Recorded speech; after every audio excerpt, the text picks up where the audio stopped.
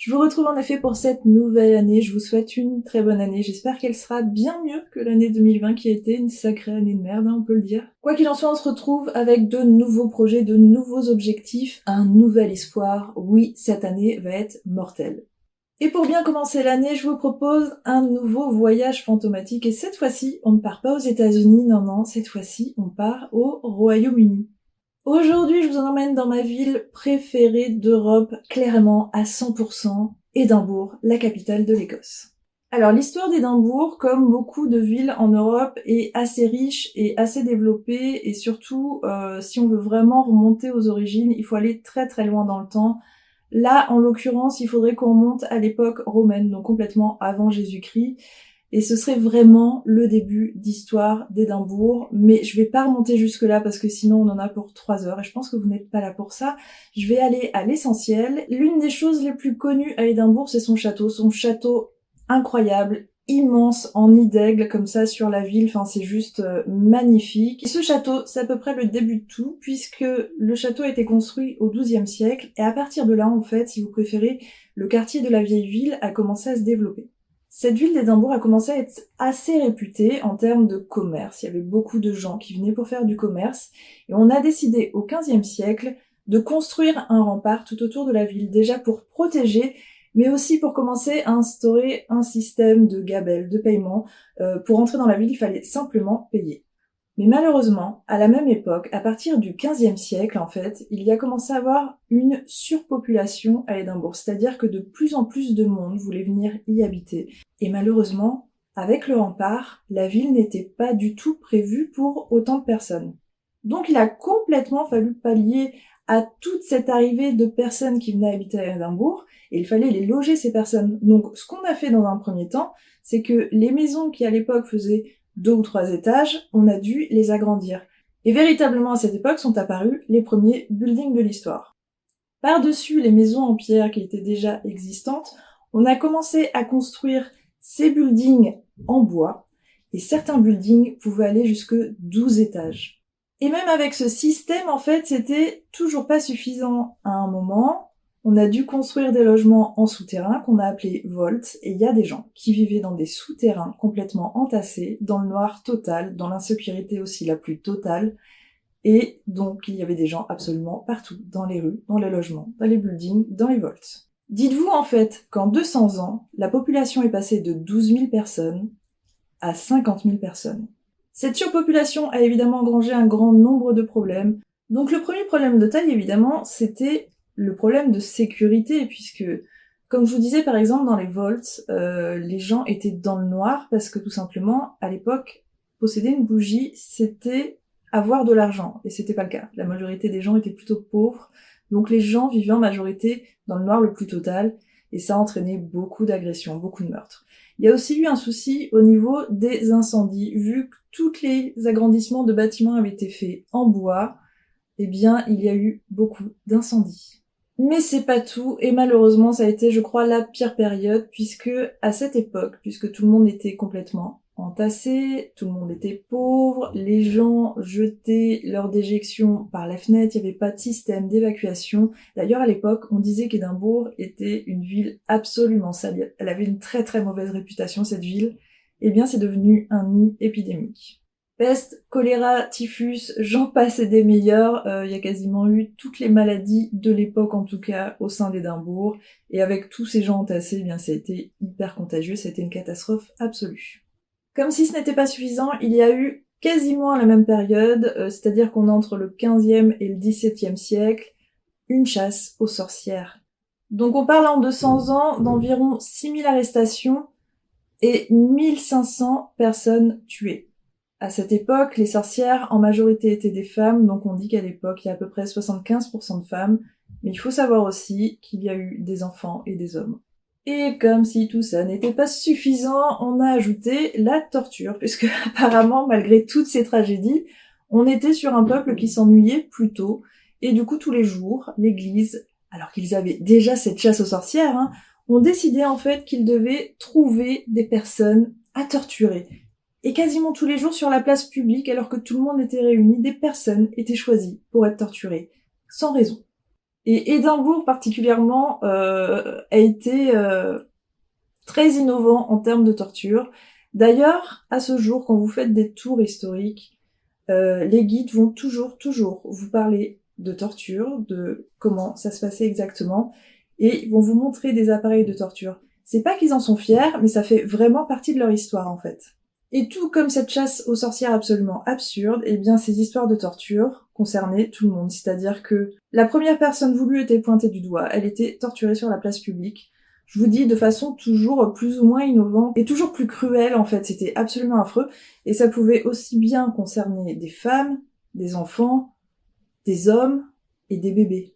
Donc vous voyez là, on est vraiment sur 3 siècles d'histoire au sein d'Édimbourg qui sont hyper forts, hyper concentrés à un endroit, et qui peuvent expliquer potentiellement pourquoi Édimbourg, en tout cas le cœur de la ville, transpire autant de son histoire. Mais je n'ai pas fini. Non, toutes ces histoires tragiques et cruelles ne sont pas finies. Donc, avec tout ce que je viens de vous dire, vous pouvez imaginer très facilement qu'il y a eu beaucoup de morts. Sur une ville qui était déjà en surpopulation. Sur une ville qui déjà contenir 12 000 personnes était bien trop, parce que aujourd'hui, en fait, en 2020, le quartier de Old Town, qui est toujours conçu comme à l'époque, ne contient que 4 000 personnes, 4 000 habitants. Là, on parle quand même de 50 000 habitants. Je sais pas si vous pouvez imaginer, en fait, c'est catastrophique. Il n'y avait au cœur de ce rempart que 2 cimetières. C'était pas du tout suffisant. Très rapidement, en fait, ils se sont retrouvés embêtés, ils se sont dit, qu'est-ce qu'on va faire de nos corps? Il y en avait des milliers partout. Donc, dans un premier temps, ils ont décidé de faire des fosses communes, là où ils pouvaient, là où il restait du terrain. Et c'est très drôle parce qu'aujourd'hui, en fait, il y a un endroit dans Édimbourg, quand vous y allez, qui s'appelle The Meadows, qui est une sorte de grand parc, grande prairie. On va dire comme n'importe quel grand parc de grande ville, vous savez, où vous allez vous balader le dimanche en famille ou balader votre chien. Et ben là, c'est exactement pareil, c'est vraiment très sympa, c'est une grande plaine comme ça, enfin c'est très mignon quoi. Et en fait, quand on s'y intéresse un peu, on apprend que The Meadows, en fait, c'est une énorme fosse commune. Sous la terre, là, sous cette jolie prairie, il y a des milliers de corps. Et voilà, et je vous dis, après, c'est hyper facile pour Édimbourg d'être une ville hantée parce que ça transpire la tragédie, où que vous alliez, même dans les endroits les plus mignons, non, il y aurait une tragédie. Mais ces histoires de fosses communes n'ont pas suffi, non.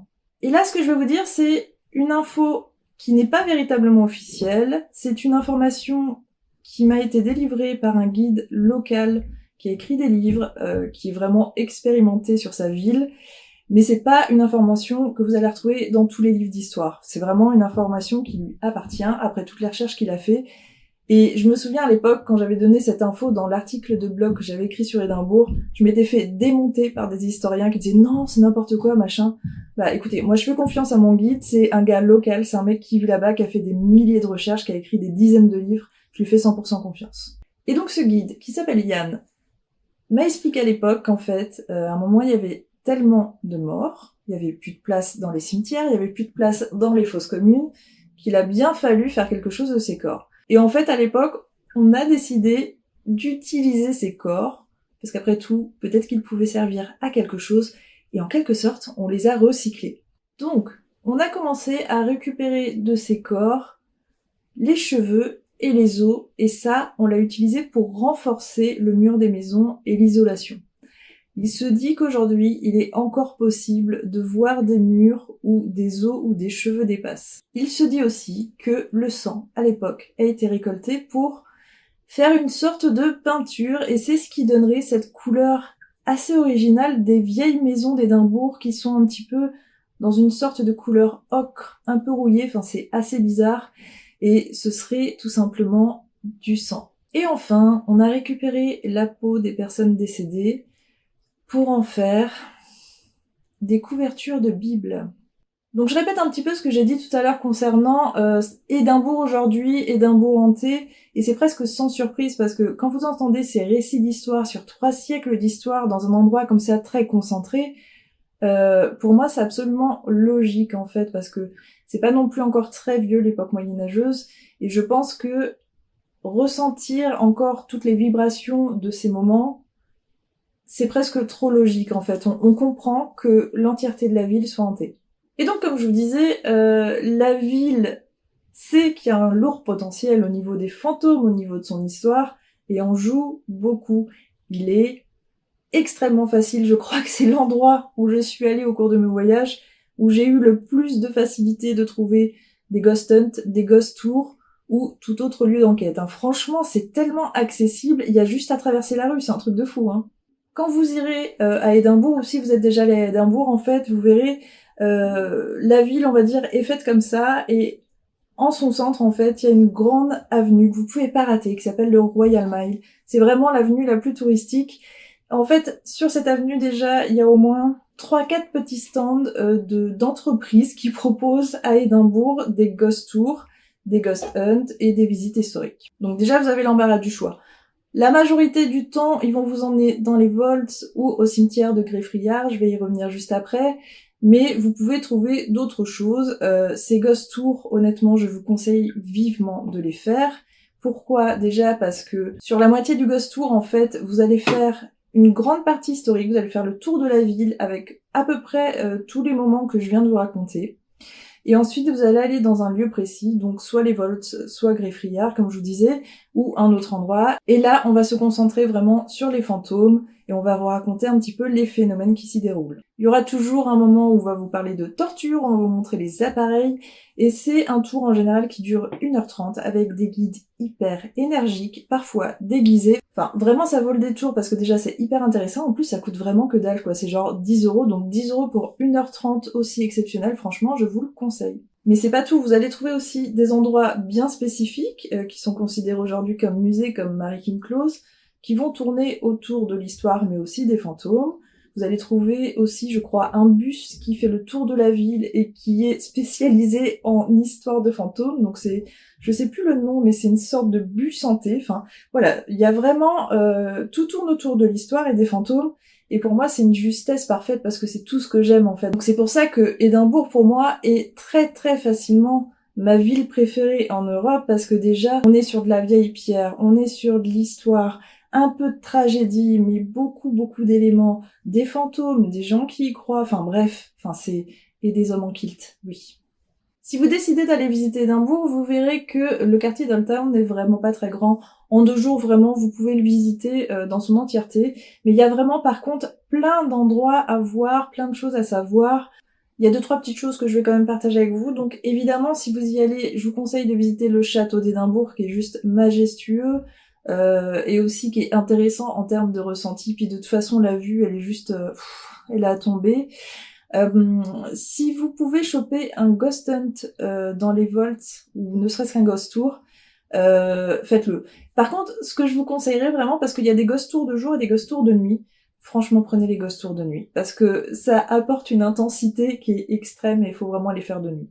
Il y a aussi le cimetière de Greffrillard qui est connu pour différentes raisons. Déjà, vous avez peut-être déjà entendu parler du poltergeist de Mackenzie. Alors, je vais très honnêtement pas trop m'attarder sur ce poltergeist parce que, comme tous les poltergeists, en fait, ça porte beaucoup à confusion et à controverse. Donc, en fait, si vous préférez aujourd'hui le Ghost Tour qui organise son tour dans le cimetière et plus particulièrement au niveau du tombeau des Mackenzie, insiste sur le fait que les gens qui viennent se font agresser, qui repartent avec des bleus et des blessures. Enfin, déjà, je trouve ça atroce, mais ça fonctionne, apparemment, ça attire les gens. On sait pas trop sur quoi s'appuyer, parce qu'au final, l'endroit où il vous amène, c'est pas vraiment le tombeau de Mackenzie. L'histoire de Mackenzie, quand on connaît son origine, on comprend pas trop, en fait, pourquoi c'est parti en histoire de poltergeist. Et je vais pas insister là-dessus, parce que pour moi, il y a pas assez d'éléments convaincants, en fait. Mais par contre, le cimetière de Greffrillard, il est... pareil, il est incroyable, enfin ça c'est fou en fait. Ce cimetière, il est en plein cœur de la ville. Et en fait, il y a des tombes qui sont complètement collées au mur de certaines maisons, et cette vision, elle est juste folle. Et les tombes, elles sont d'une beauté. Et ce qu'il faut savoir justement, c'est qu'il y a un fait très très intéressant, c'est que J.K. Rowling, à l'époque où elle écrivait Harry Potter, venait souvent se balader à Édimbourg et très souvent dans ce cimetière parce qu'il l'inspirait beaucoup et qu'il est très beau en vérité. On peut venir s'y balader, il y a quelque chose de très serein. C'est pas du tout dramatique de se balader dans ce cimetière. Et en fait, elle a piqué le nom de certains défunts qu'elle a vus sur certaines tombes, en fait, comme McGonagall par exemple, et elle en a fait des personnages dans Harry Potter. Et donc, si tout comme moi vous êtes fan d'Harry Potter, c'est encore une très très bonne excuse pour aller visiter ce cimetière et essayer d'aller trouver le nom des personnages sur les tombes. Enfin, il y a un lieu dont je vous parlais tout à l'heure qui s'appelle Mary King Close, qui est juste un lieu incroyable. Puisque à l'époque, en fait, c'était un close comme tous les autres closes. Alors, un close, c'est plutôt une rue étroite, mais une rue où il peut y avoir des habitations et potentiellement des commerces. Et en fait, ce qui se passe avec la ville d'Édimbourg, c'est qu'elle est très complexe d'un point de vue architectural et qu'elle est faite sur plusieurs niveaux. Et en fait, il s'est retrouvé un moment que ce close en particulier a dû être recouvert du conseil municipal, qui est un très beau bâtiment qui existe toujours, mais qu'il a dû être recouvert et du coup fermé. Donc on a évacué tous les habitants et tous les commerces. Ce close, en quelque sorte, a été plus ou moins abandonné tel qu'il était, et il a été complètement oublié. Et je crois que c'est environ dans les années 70 qu'il a été redécouvert, qu'on a commencé à y faire quelques visites avec des enquêteurs, avec des médiums, qu'on s'est rendu compte qu'il était hanté, mais surtout qu'il avait un fort potentiel puisqu'il était resté quasiment intact, qu'il était recouvert, et en quelque sorte qu'on pouvait en faire un musée. Ce close a donc été aménagé, plus ou moins équipé, rendu safe, et on en a fait un truc hyper pro, c'est-à-dire que quand vous allez à Mary King Close, un guide vient vous chercher, et pendant 1 heure, il vous fait le tour du close en vous emmenant pièce par pièce. Dans certaines pièces, vous allez trouver des personnages en cire pour illustrer un petit peu toutes les époques d'Édimbourg, justement. Et on va vous raconter l'histoire d'Édimbourg. À certains endroits, il y a vraiment encore les objets d'époque, enfin c'est complètement fou.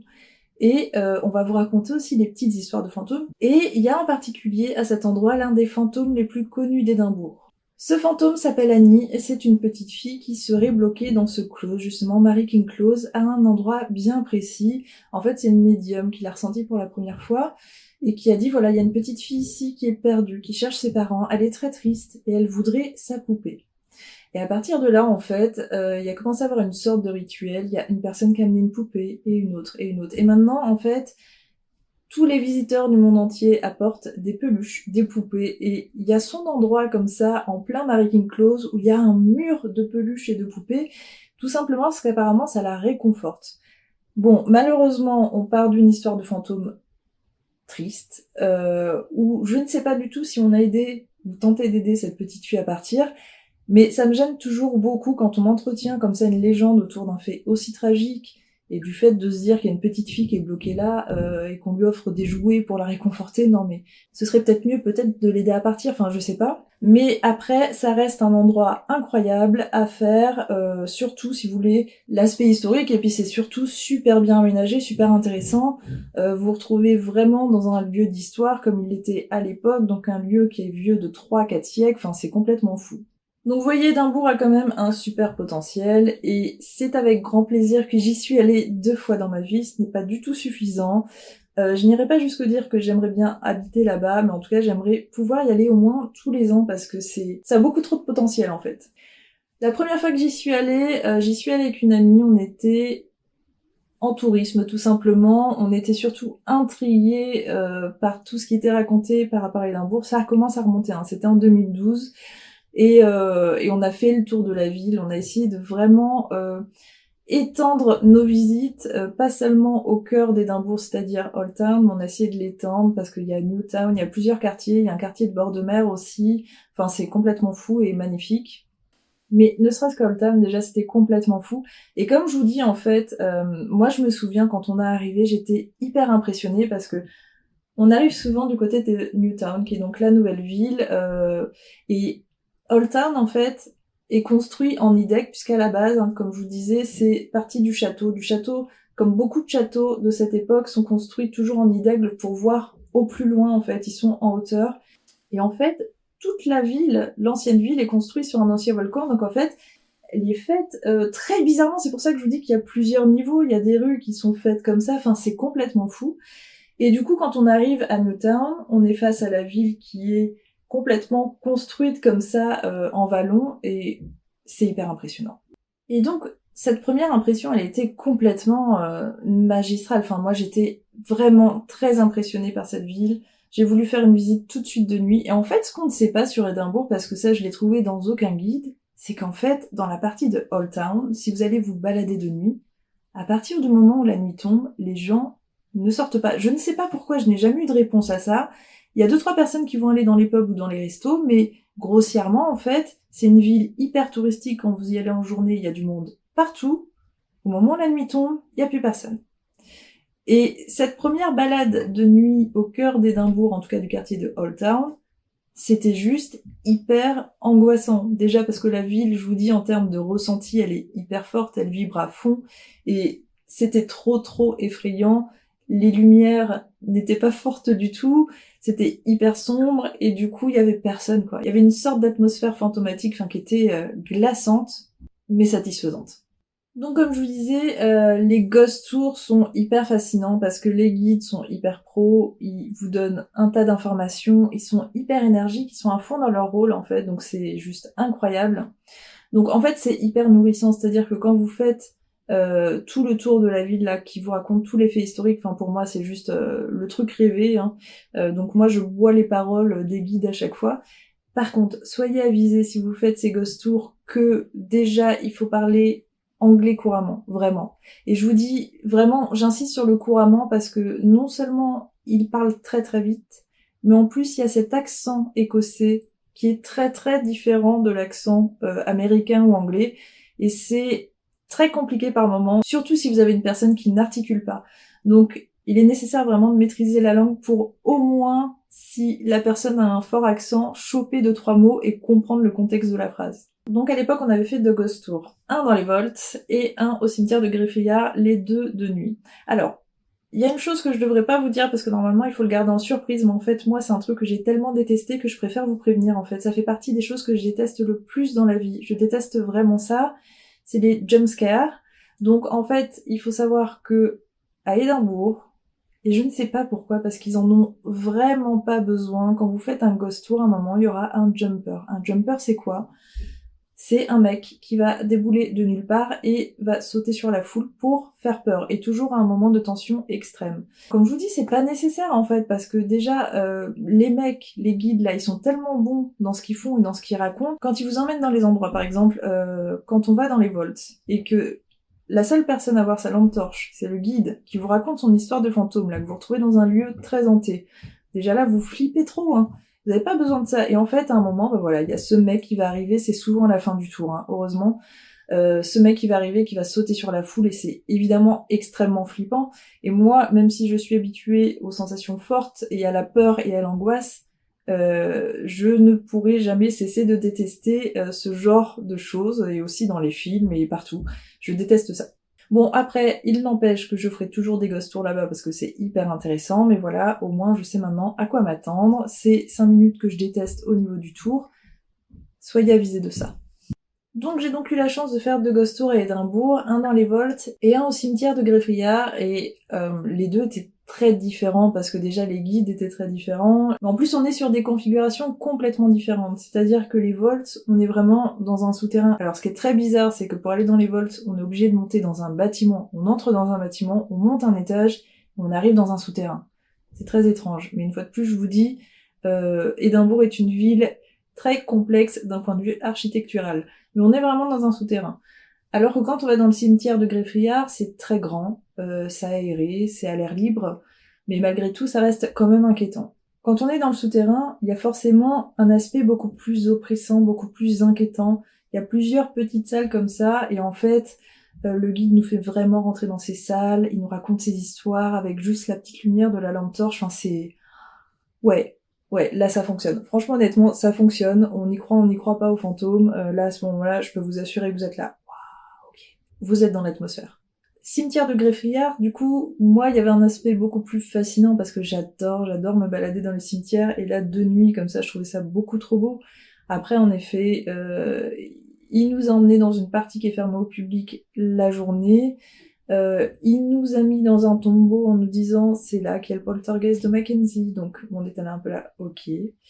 Et bon, il s'est pas passé grand chose. En fait, sur les deux ghost tours, il s'est pas passé grand chose, mais ce ne sont pas des ghost hunts. Il n'est pas censé se passer quelque chose. Il pourrait se passer, on est peut-être aussi passé à côté de certaines choses, mais il ne s'est rien passé, et c'était beaucoup plus avoir les informations historiques, avoir l'histoire de quelques phénomènes, visiter ces lieux, et simplement avoir une sorte d'avant-goût. Et cet avant-goût, hein, je peux vous dire que je l'ai eu puisque j'ai décidé de revenir, je crois, 3 ans après. Et comme ce que j'avais fait pour les voyages aux États-Unis, j'ai décidé d'emmener des gens avec moi. Je me suis dit, quitte à privatiser un lieu, parce que je voulais vraiment enquêter dans les vaults, je me suis dit, bah tu y vas avec un groupe de personnes. Et c'est ce que j'ai fait. Je suis venue avec un groupe de Français. J'ai organisé comme ça tout un long week-end, où il y avait plusieurs visites, et il y avait donc une enquête privée au cœur des vaults. Et en effet, on a eu le grand privilège d'avoir accès aux vaults. Alors, c'était quelque chose, et à la fois, malheureusement, ça ne s'est pas très bien fini. Je vais pas trop m'éterniser sur l'histoire parce qu'elle est un petit peu dramatique, mais en fait, j'avais loué le lieu, je crois que c'est 4 heures. On privatise le lieu 4 heures, ce qui est très bien parce que si on organise très bien son enquête, 4 heures c'est très bien, ça peut suffire.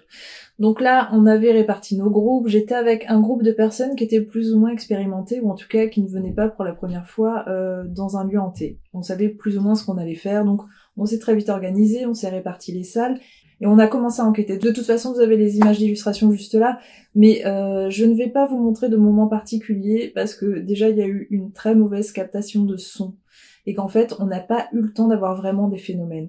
Je vous dis vraiment parce qu'il y a quand même eu des choses, il y a commencé à avoir des bruits, il commençait à avoir aussi surtout des ressentis. J'avais une personne sur place qui n'arrêtait pas de pleurer et qui ne pleurait pas parce que elle était triste.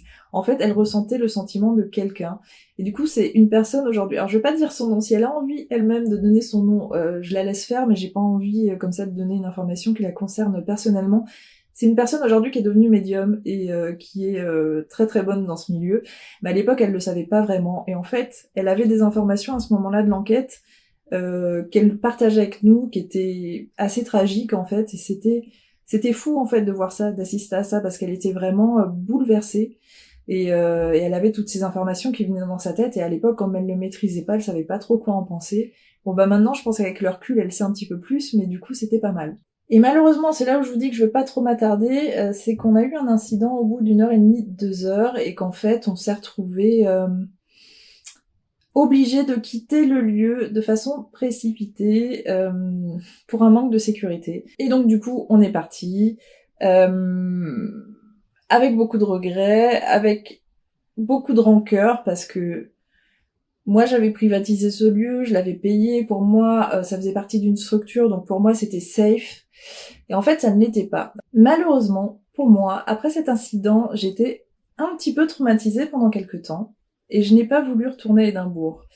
J'avais plus envie d'y aller parce que j'avais extrêmement peur. Et du coup, c'est quelque chose sur lequel j'ai travaillé parce qu'il était hors de question pour moi de rester sur un trauma et de vivre toute ma vie traumatisée pour quelque chose qui aurait pu se passer complètement ailleurs. C'est-à-dire que, bon, je vous le dis vite fait, en fait, on a été à 2 doigts de se faire agresser. C'est là où je veux pas rentrer dans les détails parce que c'est beaucoup trop glauque, mais en fait, ça n'aurait pas dû arriver parce que c'était un lieu privé et gardé. Et qu'en fait, les personnes qui ont voulu nous agresser n'auraient jamais dû être là. Donc moi, je suis restée sur ces images glauques pendant quelques mois où j'étais complètement traumatisée. Je me disais, ah, c'est bon, je vais plus du tout à Édimbourg de ma vie. Et en même temps, après, j'ai relativisé en me disant que ça aurait pu arriver n'importe où. C'était pas cool parce qu'en effet, c'était un lieu privé, un lieu que j'ai payé plutôt cher et que, voilà, ils auraient dû mettre en place des choses et que ça n'aurait pas dû arriver. Mais j'ai relativisé, je me suis dit qu'il fallait pas que je mette toute la ville d'Édimbourg dans le même panier que cet endroit en particulier. Par contre, Édimbourg reste fascinant et moi maintenant, il me tarde d'y retourner, surtout après l'année qu'on vient de vivre. Les restrictions de voyage, je n'ai qu'une envie, c'est d'aller à Édimbourg et redécouvrir Édimbourg, retomber amoureuse d'Édimbourg. Et c'est ce que je vous souhaite aussi en fait, c'est de pouvoir aller un jour à Édimbourg, de découvrir la ville en 3-4 jours et de tomber follement amoureux. D'ailleurs, si vous y allez un jour, n'oubliez pas d'aller voir la statue de Bobby, le petit Bobby, qui a donc gardé la tombe de son maître après sa mort, un petit peu comme Hachiko en fait. Il est resté 14 ans sur sa tombe, parce qu'il supportait pas d'être séparé de lui, son maître était mort. Et du coup, maintenant, il y a une statue de Bobby à l'entrée du cimetière de Greffriard, que vous pouvez aller voir, vous prendre en photo avec, et surtout, n'oubliez pas de toucher sa truffe, ça porte bonheur. Voilà pour Édimbourg, une ville qui ne manque pas d'histoire, une ville fascinante, une ville qu'il est possible de faire seulement d'un point de vue touristique parce que c'est top. Mais si en plus vous êtes féru de paranormal, de lieux hantés et de fantômes, vous allez être comblé.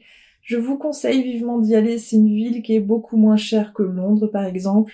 C'est vraiment fascinant, tout est possible. Donc vraiment, dès que ces histoires de confinement, de Covid sont terminées, faites votre petit baluchon et partez à Édimbourg. Voilà, c'est tout pour moi. J'espère que cette 5e édition vous a plu. On se retrouve la semaine prochaine. Cette fois-ci, on retourne aux États-Unis. Bisous!